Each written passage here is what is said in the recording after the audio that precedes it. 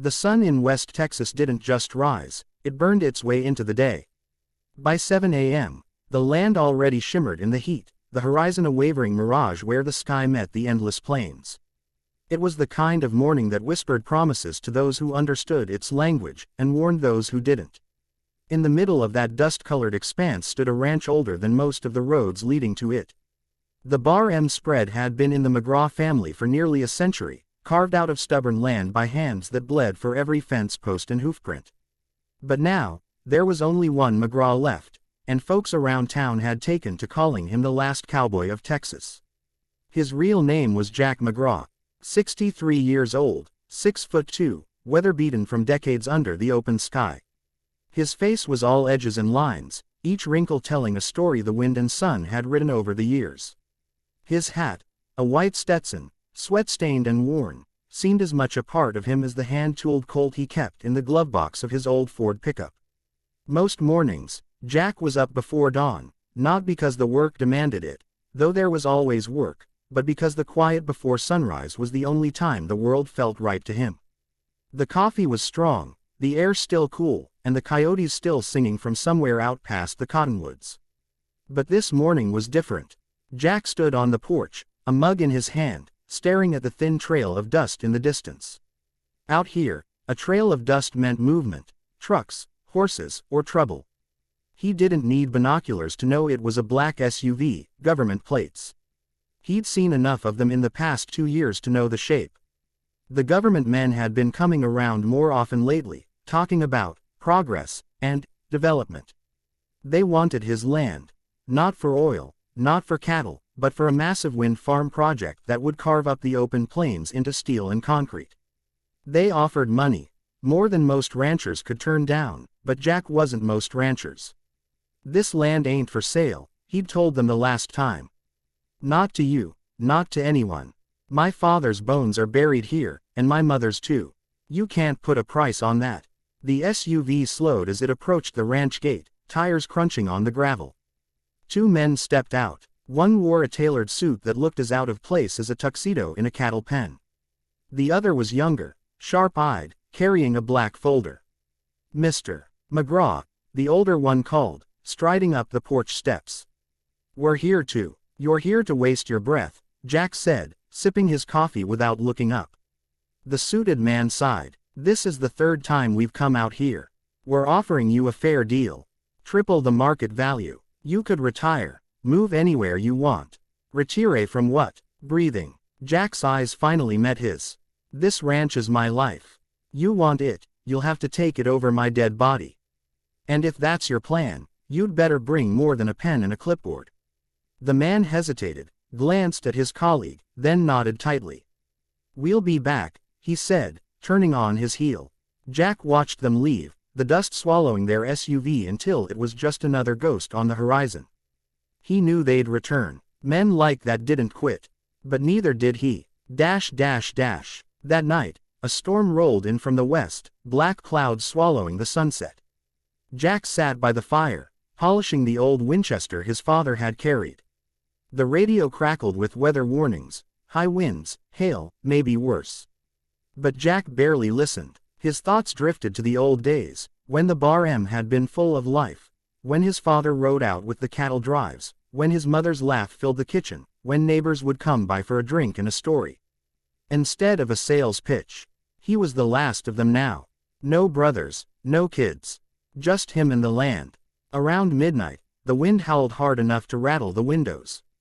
Jack stepped outside, the storm lashing at his coat. But it wasn't the weather that made his stomach tighten, it was the faint glow of headlights moving slow across the pasture. He knew every path on his land, and this wasn't one of them. Grabbing the Winchester, Jack saddled his horse, a rangy bay named Whiskey, and rode out into the dark. The rain stung his face, but his eyes stayed fixed on that moving light. Whoever was out there wasn't lost. They were looking for something. Or someone. The beam of a flashlight cut through the rain. Voices. Muffled, urgent. Jack urged Whiskey closer, keeping low in the saddle. He caught sight of them. 2 men in rain gear, hauling something out of the back of a truck. A long, narrow case. Not the kind used for tools. Jack tightened his grip on the rifle. This wasn't government business. This was something else. Something worse. The men didn't see him until Whiskey stepped into the beam of their light. "Evenin'," Jack said, his voice low and cold. "You boys seem a little far from home." They froze, exchanging a look. One reached slowly toward his coat pocket. "Wouldn't do that," Jack warned. "Not unless you want me to send you to meet your maker in the middle of this fine Texas rain." The taller one spoke first. "We're just passing through. Truck broke down. Didn't mean no harm." Jack's eyes flicked to the case. "What's in the box?" "Tools," the man said, too quickly. Jack eased the rifle up. "Let's open it, then." The shorter man shifted uneasily. "Ain't none of your business." Jack's tone turned to iron. "This is my land. That makes it my business." They hesitated, then slowly unlatched the case. The lid opened just enough for Jack to see the contents, and what he saw made his blood run cold. It wasn't tools. It was a rifle. A long-range sniper rifle, the kind you didn't bring for hunting deer. And beside it, a small bundle of papers, wrapped in plastic. Jack's mind started connecting dots he didn't like.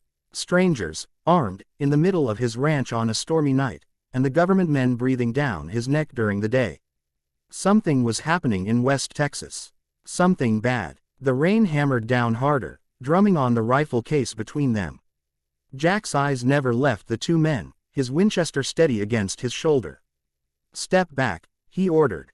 The taller one hesitated. "Look, old man," Jack cut him off. "Step back." They obeyed, though not without trading a dark look.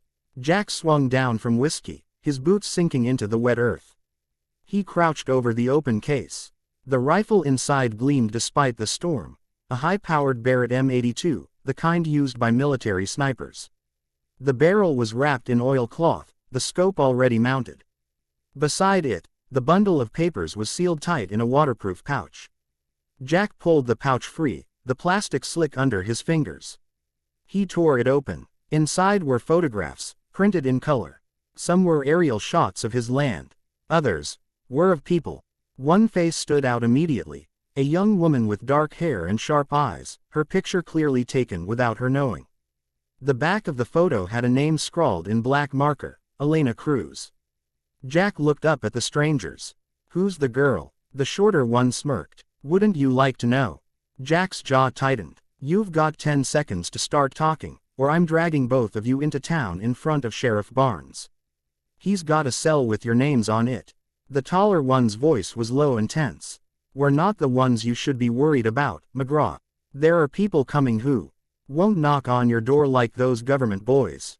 They'll take what they want, and they'll kill anyone standing in their way." The words hit harder than the rain. Jack had heard plenty of threats in his life, but something about this man's tone told him it wasn't just talk. "Start from the beginning," Jack said, his voice cutting through the storm. The taller one sighed. "All you need to know is that we're here to stop them. But we've got to set up before they arrive. And your land isn't yours to use," Jack finished. The man's jaw flexed. "If you knew what was at stake." "I don't care," Jack snapped. "Nobody brings a war to my doorstep." The shorter one took a step forward, his hand twitching toward his coat again. Jack didn't hesitate. The Winchester roared, the shot splitting the night. The man's hat flew off as the bullet buried itself in the mud inches from his boot. "I don't warn twice," Jack said coldly. The taller man held up his hands. "All right, we'll go." Jack made them leave the rifle case behind. He watched as they climbed back into their truck and spun away into the darkness, taillights fading into the sheets of rain. When they were gone, Jack stood alone in the field, the wind biting through his coat. He looked down at the sniper rifle and the photographs, unease gnawing at him. Whoever Elena Cruz was, she'd been marked for something, and the men in the storm weren't the only ones looking for her. By morning, the storm had passed, leaving the plains washed clean and the air smelling faintly of mesquite. Jack sat at his kitchen table, the photos spread out in front of him. Sheriff Barnes was an old friend. They'd gone to school together, run cattle together, even gotten into a few bar fights in their youth. But Barnes was a small-town lawman. Whatever this was, it felt bigger than his badge could cover. Jack's first instinct was to burn the photos and toss the rifle into the deepest stock tank on the ranch. But something in him resisted. He wasn't the type to walk away from trouble, especially if it threatened his land. By mid-morning, he'd saddled whiskey again and was heading into town. The Dusty Spur Diner was the unofficial meeting place of Bowie County. If you wanted to know who'd bought a new truck, who'd sold their cattle, or whose marriage was hanging by a thread, you went there for coffee and pie. Jack slid into a corner booth. Barnes showed up 10 minutes later, hat in hand, his mustache twitching like it always did when he knew bad news was coming. "What's on your mind, Jack?" Jack kept his voice low. "Had visitors last night. Brought a sniper rifle onto my land. Had pictures of a woman, Elena Cruz. You ever heard of her?" Barnes frowned. "Can't say I have, but I've heard whispers about some cartel movement down near Laredo. Folks say they're pushing north, looking for something, or someone." Jack leaned back, the pieces starting to fit together in an ugly way. These men, they weren't ranch hands. They were trained, military, maybe, or ex-military. They said more were coming. Barnes scratched his chin. "Jack, you've got two choices. You can stay out of this, or you can get dragged so deep you'll wish you had. If these boys are cartel, they don't play by any rules." Jack looked out the window, past the main street to the open plains beyond. "I've been fighting to keep this land out of the government's hands. I'm not about to hand it over to criminals." Barnes sighed. "Then I reckon you'd better be ready. If trouble's coming, it's coming to your front porch." That night, Jack loaded the Winchester, the Colt, and, against his better judgment, the Barrett M82. He set the photos and papers on the kitchen counter, studying them until he knew every face, every detail. Around midnight, the sound came again, the low rumble of an engine where no road should be. Jack killed the lights and stepped out onto the porch. This time, it wasn't one vehicle. It was three. 2 pickup trucks and a van, crawling slow across the pasture, no headlights. Jack's heartbeat stayed steady. He'd been in standoffs before. But this wasn't just a trespass, it was an invasion. He moved to the barn, where the wind carried the smell of hay and leather. Whiskey shifted in his stall, sensing the tension. Jack climbed to the hayloft and took up position, the Barrett resting on the window ledge. Through the scope, he saw men spilling out of the vehicles. Dark clothing, rifles slung over their shoulders. They moved with precision. This wasn't their first job. Jack found the leader, a broad-shouldered man with a scar running from his ear to his jaw. He was barking orders in Spanish, pointing toward the ranch house. Jack exhaled slowly, the crosshairs settling on the man's chest. He didn't pull the trigger. Not yet. Instead, he watched as the scar-faced man signaled to the others. 2 broke off toward the barn. 1 stayed at the van, opening the back doors. Jack's breath caught when he saw who was inside. It was the woman from the photograph. Elena Cruz. Her hands were tied, her face pale but defiant. The sight hit Jack like a hammer. He didn't know her, but she was the reason they were here. The reason the strangers in the storm had been on his land. The reason this fight had come to his doorstep. And now, whether he liked it or not, Jack McGraw was part of it.